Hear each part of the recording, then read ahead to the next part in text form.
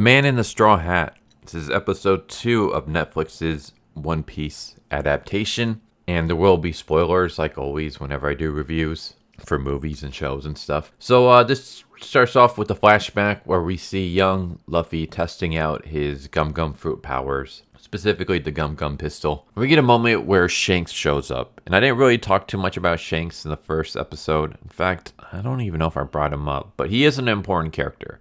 Throughout these episodes, we are getting flashbacks between Shanks and a young version of Luffy. He plays a huge part in Luffy's life. He plays a huge part in shaping Luffy into the man that we see him in the present day. He's the owner of the straw hat that Luffy wears. He's the captain of his own crew of pirates. He is kind of the father figure slash idol that Luffy looks up to and has a hero worship for. And Luffy wants to join his crew. Luffy sees the way that Captain Shanks is, sees the way that Captain Shanks' crew is, how they treat people with respect, and just like the adventures that they go on. And Luffy wants to be a part of that. But Shanks won't let him. Shanks tells him, like, you're too young, you're not ready for this yet, maybe when you're older. But eventually, Luffy realizes that Shanks is about to depart, and that he's not coming back. And so Luffy realizes that Shanks was never going to allow him to become a member of his crew. And of course, this hurts Luffy greatly. I've said it in the previous episode, and I'll say it again. I think all the actors so far have done just a really good job of nailing down these characters. From Luffy to Zoro to Nami to Shanks.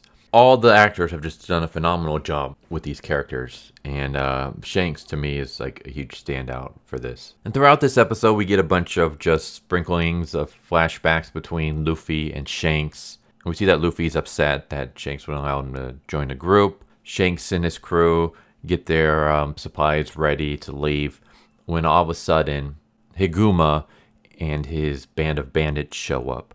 And they appeared in the first episode. They basically showed up. They wanted to get a drink of alcohol, but Shanks and his crew had celebrated and drank everything except for one bottle. So Shanks had offered him the bottle, and instead of drinking it, Higuma smashed it on the floor, and Shanks picked it up. And this pissed off Luffy, because Luffy's like, why didn't you stand up for yourself? Why did you allow him to make a mockery in front of the crowd, in front of your own crew? And that's when Shanks told him that violence doesn't solve everything. And so now Higuma has shown up again. And once again, he's basically saying, like, I came here to get some drinks for my men, and you have yet to supply me, my man, with anything. And Luffy stands up to the guy and tells him to beat it. No one wants you around. And so Higuma grabs Luffy by the shirt and holds him up.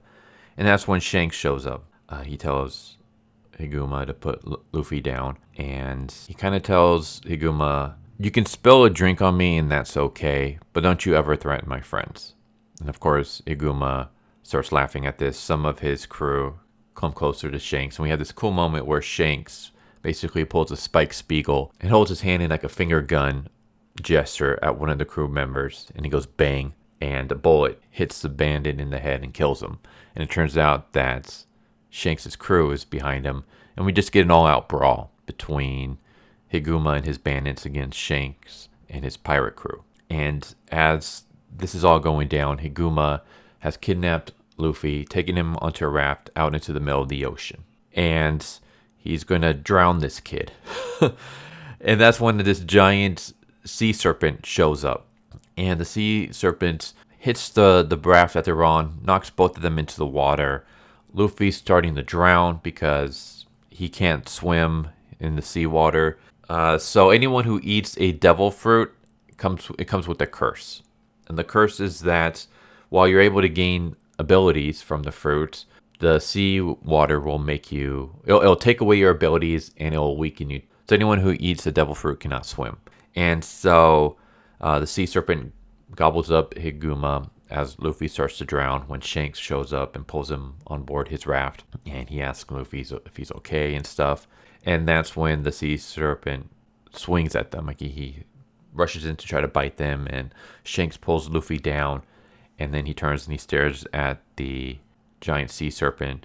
And they lock eyes. And then the sea serpent runs away. Luffy starts hugging Shanks. And then he pulls back when he realizes that there's blood coming from Shanks. And he notices that Shanks has lost his arm.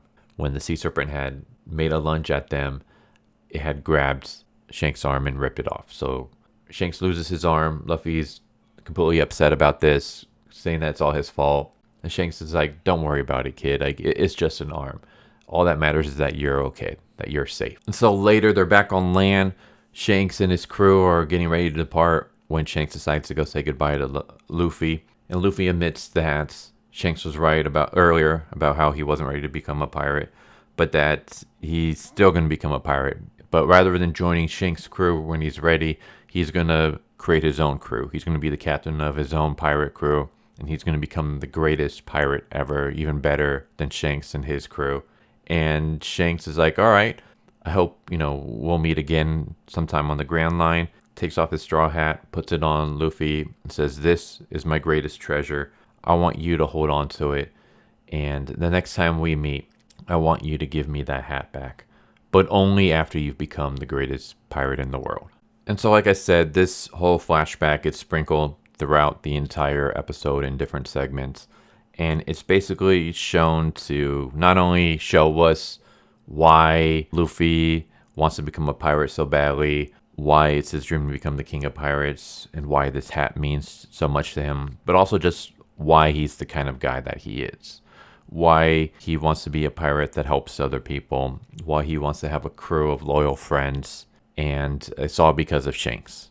And during the present day, we get Nami, Luffy, and Zoro.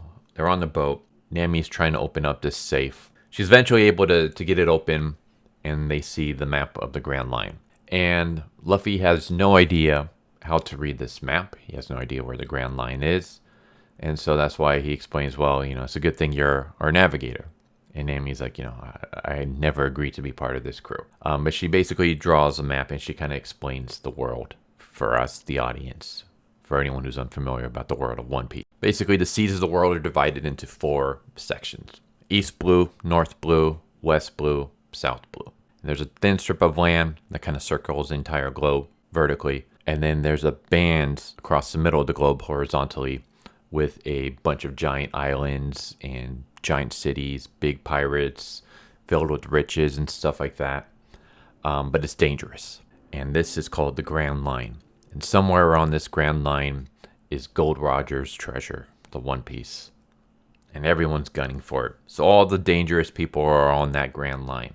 So you don't want to go there unless you're completely ready to take on the dangers. And that's when they hear explosions and they assume that it's the Marines have caught up to them.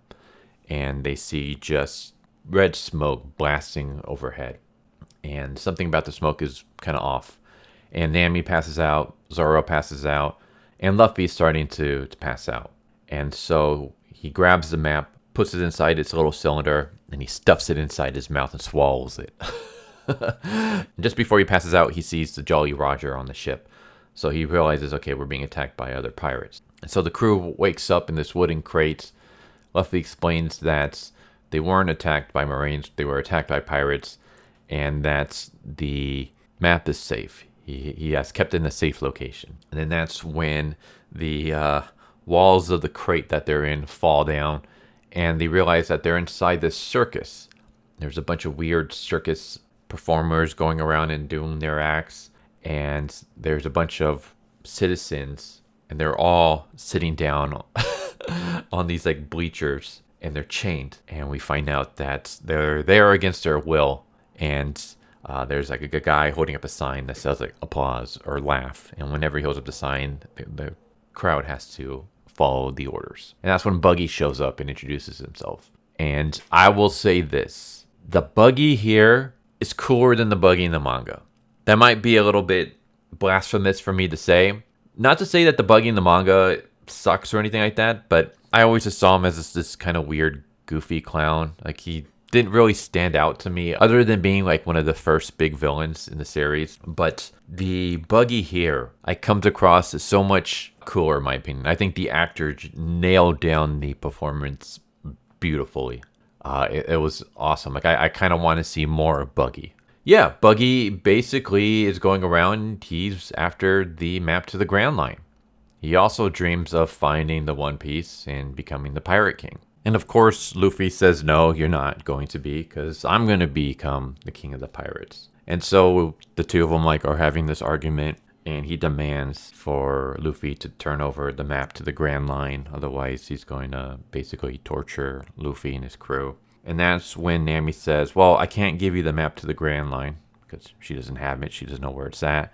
But I can give you something maybe better. How about I give you another freak for you to add to your menagerie? And she grabs Luffy's straw hat, throws it up into the air because she knows how important that hat is to him. And of course, Luffy stretches out his arm to grab it.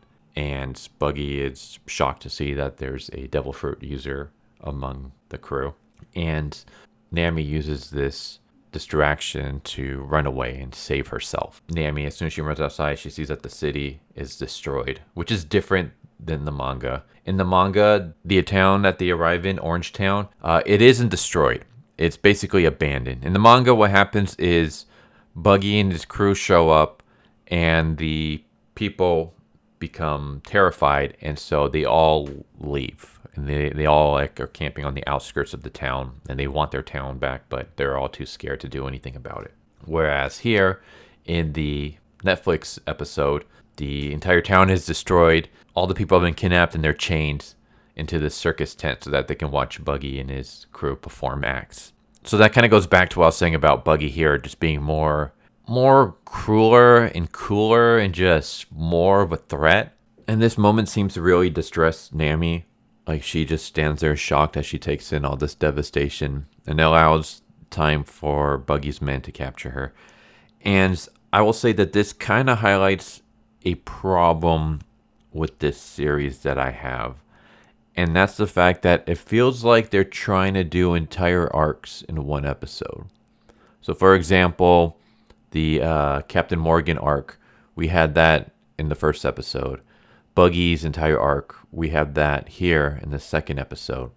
And because of that, we don't have time to breathe with certain moments. One of those specific moments is this right here, where this devastation of this town greatly affects Nami, but it happens too fast. It's literally, she runs out, she gasps, she sees the destruction, she gets tackled and brought back in. That's it. But it's supposed to be that this destruction is supposed to weigh heavily on her. It kind of gives her motivation to actually, I was going to say stay and fight and help Luffy and Zoro take out Buggy, but I mean, she does end up getting captured by Buggy anyways. So she's forced back, into the group.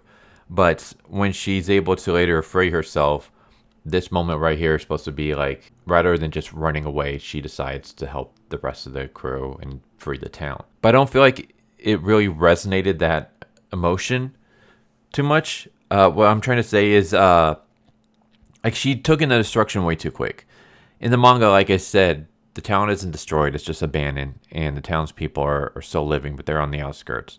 But in the manga, because they're living on the outskirts, Luffy and the gang get to meet with the crew, and they get to talk to the crew, and they get to see how the civilians are doing, the kind of crappy life that they're living in. All this kind of sways Nami to help out this town.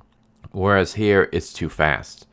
Maybe if we had set a little bit and see the way the civilians were treated, but the way the civilians are treated almost kind of is portrayed almost comedically. It's just Buggy's doing puns and the crowd is doing little circus acts, and then they're forced to laugh and clap. But we don't really see the terrifiedness of the civilians. We don't see what happens if they don't follow orders. So I feel like if this arc with Buggy was stretched out to maybe 2 episodes, we could have gotten a little bit more of that. We could have really seen how evil Buggy and his crew is, how devastated these civilians really are, and that could have helped motivate Nami even more than just this really quick, brief shot of the city in decay. Buggy sends Zoro and Nami into the back where they are basically chained up. Nami's thrown inside a cage, whereas Zoro is strapped to the spinning wheel. And Buggy decides he's going to try to torture Luffy for the map. As all this is going down, we have Koby, who has joined the Marines. He is now a cadet which I believe is different than in the manga. In the manga, I do not believe Koby becomes a cadet. I believe he just becomes like a chore boy for the Marines. But here he's a cadet, and he's actually a cadet alongside Helmelpo. Garp and his second in command, Bogard, show up, and Morgan's kind of explaining everything that happens, explaining how Helmelpo is the one at fault. He wasn't able to stop the pirates from escaping, and that Koby is the only reason that Helmelpo is still alive to this day. And Morgan notices something about Koby, so he brings him up into his office, and basically he questions him. He says that you were seen with Luffy in town, in the tavern, before the pirate invasion. Why were you there? Like, what are you really here for? Did you really want to be a Marine? And Koby just basically tells the truth. He explains that he was captured by Alvida and was kept as a slave, how Luffy saved him and then let him go free, and how his dream is to become a Marine. And he wants to bring pirates to justice. Garp asks, is your allegiance to Luffy? Like, what happens if you see him? And Koby explains that being a Marine comes first, and if I see Luffy again, I'll try to bring him to justice. So Garp's like, all right, you're allowed to join the Marines. We see that Garp is talking to all the other cadets, and Morgan is tied up as punishment for lying about what happened when Luffy attacked, and also for losing the map, and how the forces of the Marines wage a war against the pirates, and shouldn't be hindered by their own corruption. I'm creating a new branch, and we're gonna hunt down the Straw Hat Luffy, and I'm bringing all of you guys with me. So that's Koby's whole story.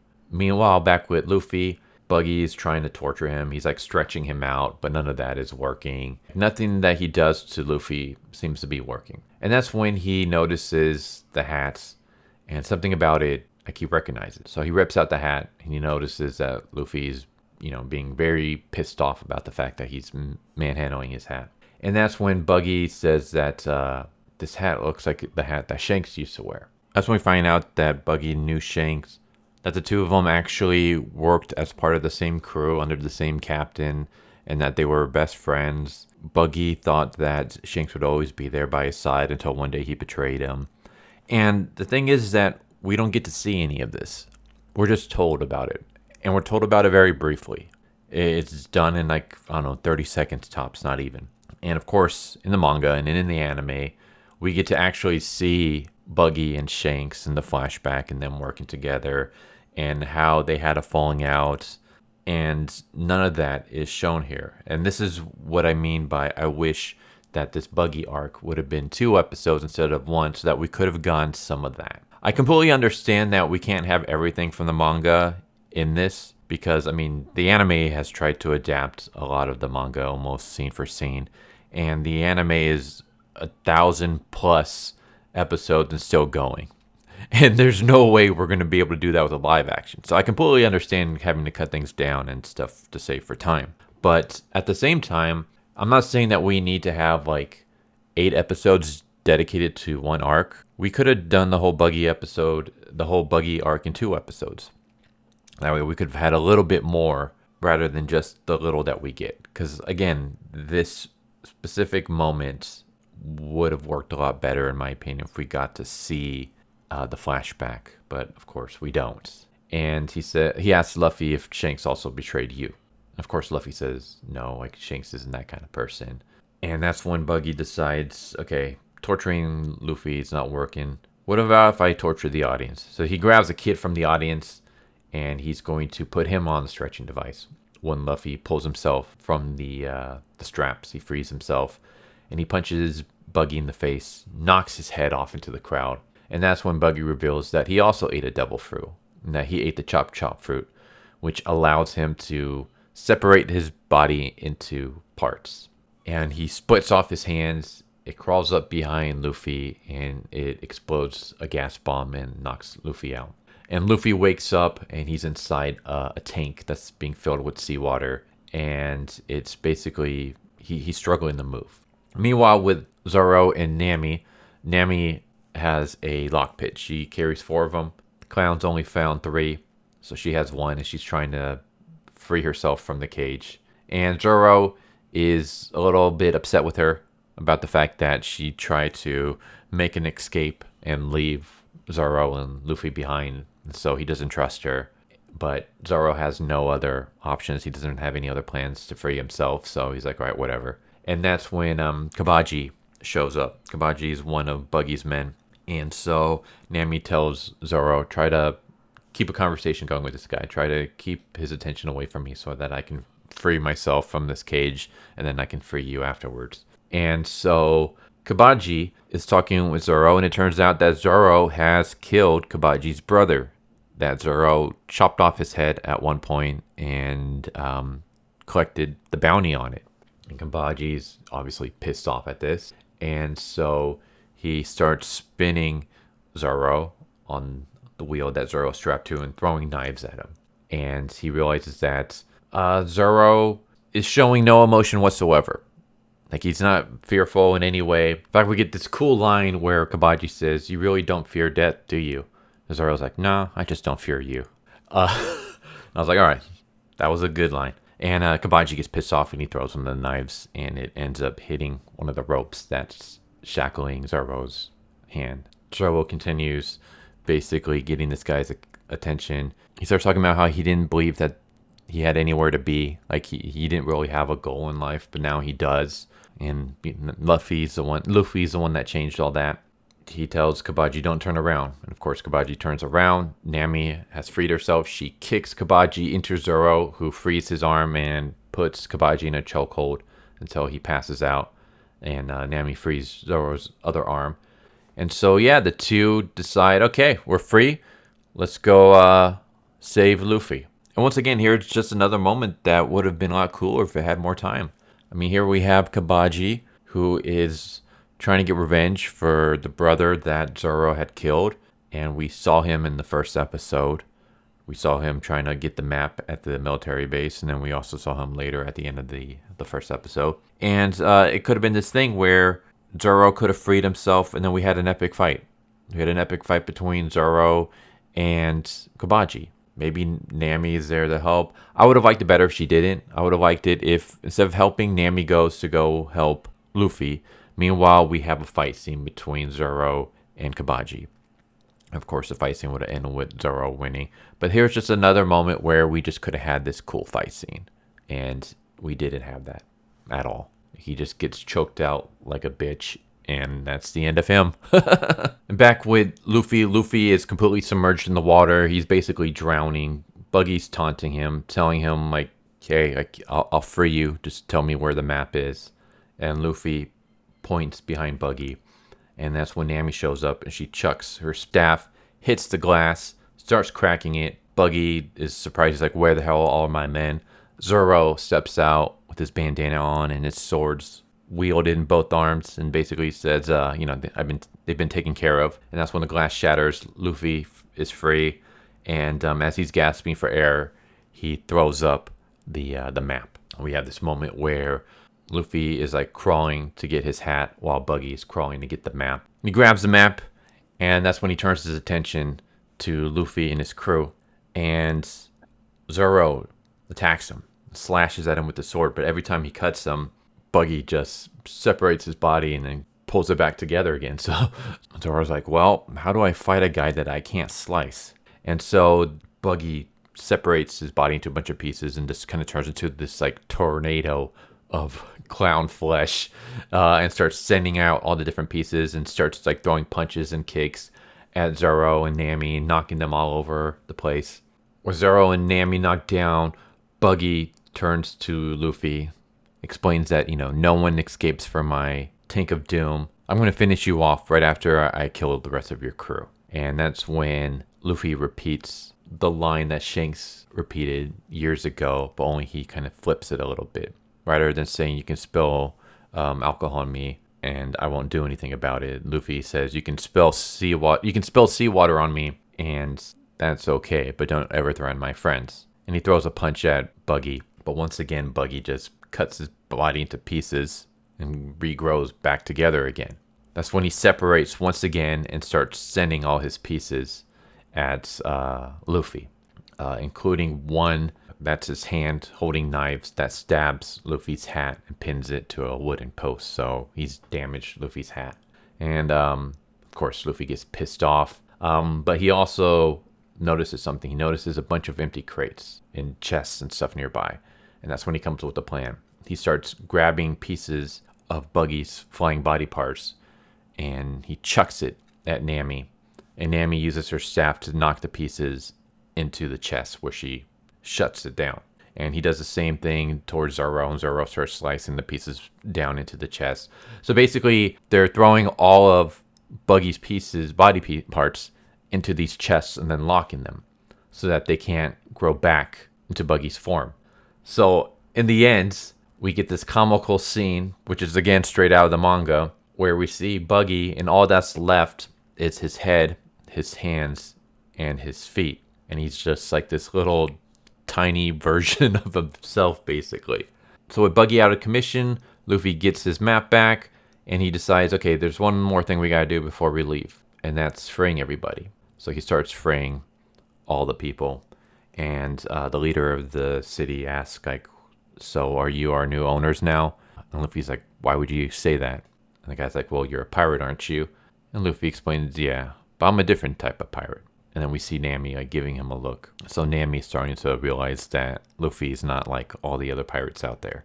The three of them climb back on their ship or their little boat, and then they leave. And as they're leaving, Nami starts sewing Luffy's hat back to normal. She hands the hat back, and it's brand new. It's like it never was damaged in the first place. As Luffy's celebrating, that's when Nami sneaks to the back of the boat, into the cabin, and she pulls out a tiny version of the Den Den Mushi, and she puts it in her ear, and she makes a call. And she says, hey, it's me. I got the map to the Grand Line. So it's pretty much a cliffhanger that, oh, is Nami going to betray the group? So yeah, that's basically episode 2, The Man in the Straw Hat. I absolutely loved it. I would say this episode was better than the first one, in my opinion. And most of that has to do with Buggy. I think the actor, so I looked it up, the actor is Jeff Ward. He was in Agents of S.H.I.E.L.D., Manson's Lost Girl, Channel Zero. I haven't seen any of those. But he freaking nailed this role as Buggy. Like, his portrayal of Buggy was just amazing. In my opinion, Buggy stole the spotlight. And yeah, it was just amazing. I guess the one thing I would have liked was I would have liked to just see Zoro taking care of Buggy's crew. It's not necessary, and I can see why they didn't do it. Mostly like for budget reasons, because for like the manga, Buggy's crew is they're circus freaks. Like, one of them is like a beast tamer who controls a lion. So in the manga, there's like a scene where they're fighting against a lion. Obviously, we didn't get that here. We do get like a little mention of it where he goes to the beast tamer and he asks, like, where's your lion? But we don't actually see the lion in this. And yeah, I would have liked to see Zoro fighting against Buggy's crew. I feel like they're not really there all that much. In fact, even Kobaji isn't there for the most part. Like, he's there when Buggy first shows up, and then he shows up later to taunt Zoro and basically throw knives at him. But other than that, he kind of disappears. So there's no epic showdown between Zoro and Kobaji like there was in the manga. There's no lion fight scene like there was in the manga. So a lot of cool moments like that weren't in this episode. Overall, I can understand why they got rid of it, because again, budget reasons, and also it doesn't really contribute anything story-wise. Like, you still get the basic gist of the story in the arc without needing that fight scene. It just would have been cooler to actually see the fight scene, but it wasn't like it was absolutely needed. Yeah, again, just this has been very, very freaking good series so far. The cast, the visuals. Again, I know the CGI is like a bit cartoony at times, but it works. It works because everything about One Piece is cartoony. Everything about One Piece is just like so over the top that you don't need perfect, realistic looking CGI. The cartoony CGI actually works because everything else is cartoony. So it fits. So again, other than that, I guess the fight with Buggy was a little bit lacking in my opinion, but it worked for the story it wanted to tell. But it could have been, I guess, better. But that's just me mostly nitpicking. All in all, this was awesome. And yeah, well, if I were to, since I gave the first episode a 9, I'd give this one a 9.5. The only thing really keeping it from being a perfect 10 were just some of the rushness because of the fact that they're trying to fit the entire arc into one episode, which is why, like I said, I think spreading this out into 2 episodes would have been better in terms of like the pacing and the emotional weight and stuff. But yeah, just like the stuff with Nami seeing the destruction, I feel like it didn't really hit because it was too quick. The whole lack of flashback between Shanks and Buggy, and just some of the fight scenes. I think it would have been cooler to have more fight scenes. The fight scene with Buggy wasn't really all that great. It was just a bunch of like CGI where he's just kind of throwing parts of his body at the crew. There's no like actual fight. And also just the lack of a fight between Zoro and Kobaji. I think that was a lot of wasted opportunity. That could have been a really cool epic fight scene, but instead Kobaji just kind of goes down like a bitch. So stuff like that will keep this from being like a perfect episode. But other than that, it was really good.